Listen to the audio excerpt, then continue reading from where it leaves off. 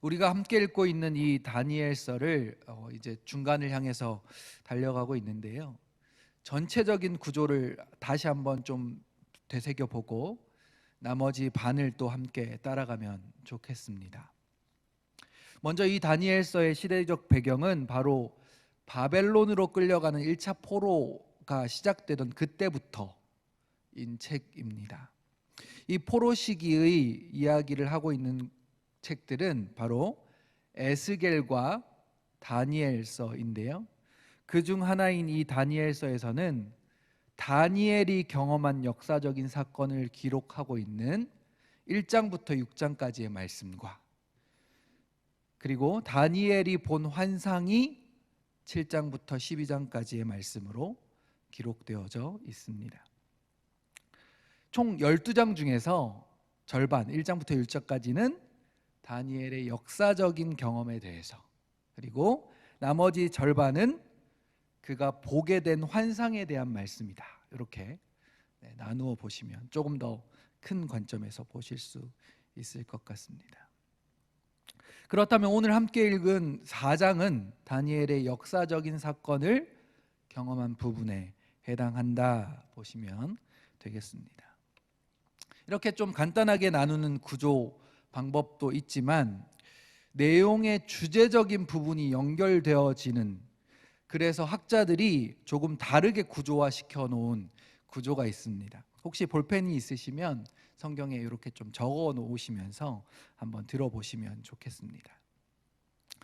다니엘서 1장과 6장에서는 주변의 압박에도 믿음을 지키는, 그러니까 핍박에 굴하지 않는 믿음을 보여주고 있는 장이다. 1장과 6장은요, 핍박에 굴하지 않는 믿음을 보여주고 있습니다. 포로 생활을 하는 사람들에게 아주 좋은 본보기가 되는 말씀이겠죠. 타협할 것과 타협하지 말아야 할 것을 잘 분별할 수 있도록 해주기 때문이기도 합니다. 2장과 7장에서는 4개의 제국에 대한 이야기가 나옵니다. 2장을 통해서 설교를 통해서 들은 내용이실 것 같습니다. 그리고 3장과 8장에서는 하나님께 예배드리는 것을 방해하고 중단시키는 왕들에 대한 이야기가 나옵니다. 또 4장과 9장은 7년의 형벌과 70일의 형벌 계획에 대해서 기록하고 있고요. 마지막 5장과 10장에서 12장까지는 장차 임할 종말에 대한 말씀을 다니엘을 통해서 하나님께서 말씀하고 계십니다. 다니엘은 총 12장까지 이루어져 있죠. 12장까지 있는 이 다니엘서를 지금 계속 매일 한 장 정도씩 함께 읽으면서 묵상하고 있기는 하지만 12장을 전체로 한번 쭉 읽어 나가 보시면 전체 그림을 그리면서 또 한 장 한 장, 한 절 한 절을 더 깊이 묵상하실 수 있게 될 것입니다. 숙제를 내드릴까요? 들으신 김에 오늘 잠깐 시간 내셔서 다니엘서 12장까지를 한번 쭉 읽어보시면 좋겠습니다. 우리가 룻기에 대한 말씀을 들으면서 룻기의 주인공이 과연 누구인가? 라는 질문을 제가 한번 드렸던 적이 있습니다. 책의 이름이 룻이라는 사람에게서 가져왔기 때문에 룻이라는 사람의 시선이 맞춰지게 될 수밖에 없는 것도 사실입니다. 그렇지만 룻기를 한 번 읽어보고 2번 읽어보고 3번 읽다 보면 룻기의 많은 지분을 차지하고 있는 조연들을 만나게 됩니다.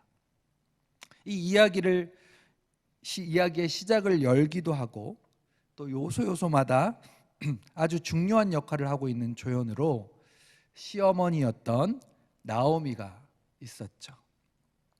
이 룻기에서 나오미의 인생에 대해 따라가다 보면 룻기의 전체의 주제, 그리고 하나님께서 그의 인생을 역전시키신 것에 대해서 분명히 볼 수 있게 됩니다.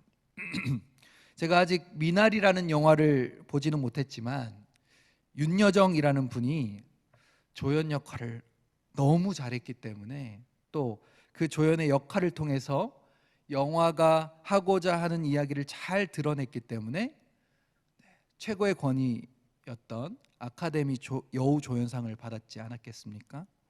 이렇게 성경을 읽게 될 때 그 말씀의 핵심 인물을 따라가는 것도 중요하지만 그 주변에서 함께 이야기를 풀어나가는 다른 인물들의 역할, 그리고 변화들을 통해서 하나님의 말씀을 듣게 되는 부분이 분명히 있다는 것입니다. 우리가 계속해서 보고 있는 이 다니엘서도 사실 마찬가지입니다. 이 다니엘서에서 다니엘이라는 사람에게 초점을 집중해서 맞추다 따라가다 보면 위대한 믿음의 사람이 한 명 있었네, 그 사람처럼 살아가야겠다, 본받으면서 살아가야겠다라는 생각으로 따라가게 될 것입니다. 그런데 하나님께서 다니엘이라는 사람을 바라보게 하시기보다 다니엘을 통해서 불가능을 가능케 하시는 일들을 보여주시고, 그 일이 누구를 통해서 나타나며 역사하시는 부분인지 그것을 보기를 원하신다는 것입니다. 하나님을 보기를 원하신다는 사실을 우리가 꼭 기억해야 합니다. 룻기에서 나오미와 같이 다니엘서에서도 아주 큰 비중을 차지하고 있는 사람이 있는데요, 그 사람이 바로 느부갓네살 왕입니다. 이 느부갓네살 왕은 남유다의 멸망을 가져온, 그리고 바벨론으로 백성들을 끌고 왔던 유다에게는 아주 포악한 무서운 왕이었습니다. 그의 이름만 들어도 두려워 떨만한 그런 왕이었던 거죠. 이 당시 바벨론의 기세는 어마어마했기에 세상 그 어떤 것도 두려울 것이 없고 모든 것이 자신의 마음대로 움직였으며 말만 하면 이루어지는 그러한 삶을 살고 있었던 사람이 바로 이 느부갓네살이었습니다. 그런데 다니엘서에서 등장하는 느부갓네살의 이야기는 조금 다르게 흘러갑니다. 모든 것을 가지고 자신의 말이 곧 신의 말처럼 여겨졌던 세상 가운데 그가 컨트롤할 수 없는 자들이 나타난 것입니다. 자신이 지정하여 먹도록 했던 음식을 먹지도 아니하고, 그럼에도 불구하고 오히려 얼굴이 더욱 아름답고 살이 윤택하여져서 안색이 더 좋아 보이는 소년들이 등장했던 것입니다. 또 자신이 꾸었던 꿈으로 인해 마음이 고통스러워서 번민하여서 잠을 이루지 못하는 상황 가운데 그것을 해석할 수 있는 사람이 없어 고통하고 있을 때에 그 꿈을 해석하는 자를 만나게 되기도 했습니다. 그가 만났던 꿈을 해석해 주었던 사람을 통해 하나님이라는 신을 알게 되었고 그를 잠깐 높이기도 했습니다. 다니엘서 2장 47절인데요. 왕이 대답하여 다니엘에게 이르되 너희 하나님은 참으로 모든 신들의 신이시요 모든 왕의 주제시로다. 내가 능히 이 은밀한 것을 나타내었으니 내 하나님은 또 은밀한 것을 나타내시는 이시로다. 아멘. 그 놀라운 은혜를 받았음에도 불구하고 이 느부갓네살의 삶은 달라지지 않았습니다. 자신이 이 땅의 주인이고 모든 권력을 가지고 있었다 생각했기 때문이었죠. 그래서 이제는 금으로 만든 신상에 거기에 있던 모든 사람들이 절하도록 만들었습니다. 이것의 좀 특이한 점은 보통 어떤 신상을 위해 절하게 되면 그 신의 이름을 드러내기 마련인데 여기에서는 계속해서 이렇게 말하고 있습니다. 3장 1절과 3절과 5절과 7절에 이렇게 공통적으로 기록되어 있는데요. 느부갓네살 왕이 세운 금신상이라고 말하고 있는 것이죠. 결국 왕의 이름을 높이기 위한 신상이라고 볼 수 있는 것입니다. 모든 사람들이 자신을 경배하도록 만드는 것이죠. 애굽에 누가 생각나나요? 파라오가 생각나지 않습니까?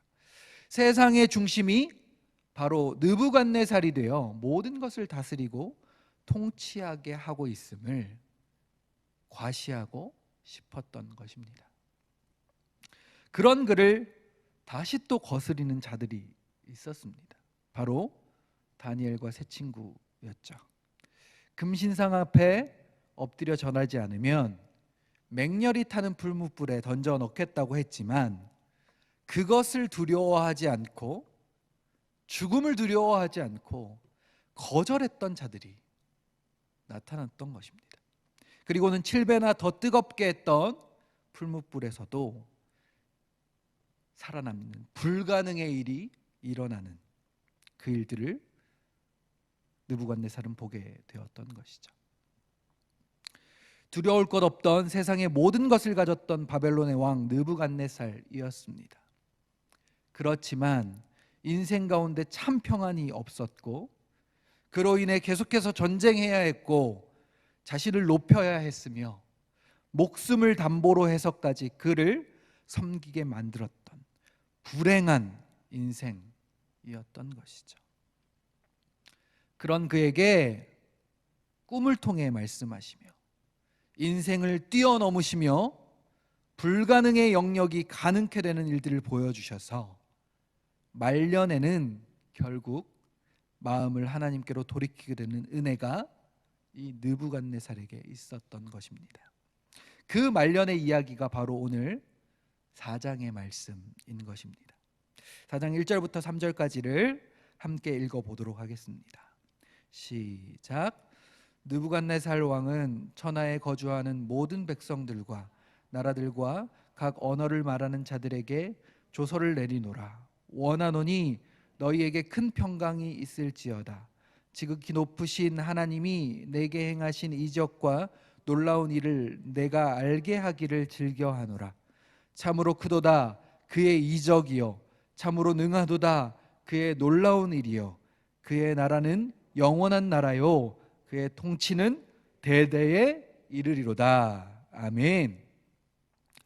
세상에서 인간이 가질 수 있는 모든 힘과 능력으로 누리려 했던 평화를 그가 결국은 누릴 수 없음을 인정하고 하나님께서 주시는 그 놀라운 하나님 나라의 평강, 샬롬을 고백하고 선포하고 있습니다.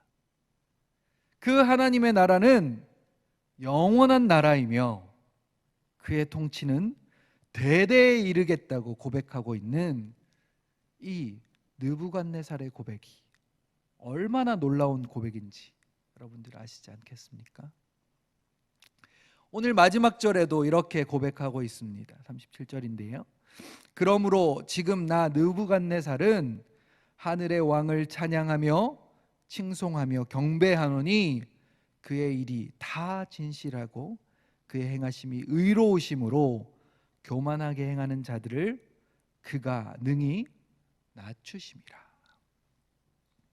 이 느부갓네살의 인생을 통해 그리고 그의 고백을 통해 우리의 인생을 다시 한번 돌아보기를 원합니다.